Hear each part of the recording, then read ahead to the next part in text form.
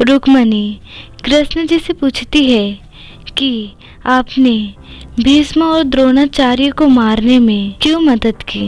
कृष्ण जी ने कहा कि दोनों ने जीवन भर धर्म का पालन किया, लेकिन उन्हें उस पाप का फल भोगना पड़ा जो उन्होंने द्रौपदी चीरहरण के समय किया था। कृष्ण जी ने रुक्मणी को बताया कि दरबार के सामने द्रौपदी के चीरहरण के दौरान ये दोनों वहाँ मौजूद थे। सबसे बड़े और सबसे सम्मानित होने के कारण उनमें से किसी ने भी दुशासन को उस पागलपन को रोकने का आदेश नहीं दिया। यह सुनकर रुक्मणी कृष्ण से कर्ण के बारे में पूछती है। कर्ण अपने दान के लिए प्रसिद्ध था। उनके दरवाजे से कोई खाली हाथ नहीं लौटा। उसकी क्या गलती थी? कृष्ण जी ने कहा, हाँ, कर्ण अपने दान के लिए प्रसिद्ध था।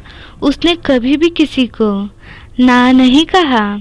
लेकिन युद्ध के दौरान जब अभिमन्यु सभी योद्धाओं को हराकर युद्ध के मैदान में जमीन पर पड़ा हुआ था, कर्ण उसके पास खड़ा था। उसके पास पानी से भरा एक गड्ढा था।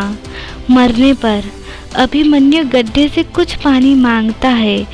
कर्ण मना कर देता है। यह उसकी गलती थी। बाद में वह अपने अपराध का फल भुगतता है, क्योंकि वह गड्ढा उसकी मृत्यु के लिए जिम्मेदार बन गया। बाद में युद्ध में कर्ण के रथ का पहिया उसी गड्ढे में फंस गया। इस कहानी से यह संदेश मिलता है कि अक्सर ऐसा होता है कि जब हमारे आसपास कुछ गलत हो रहा होता है तो हम कुछ नहीं करते।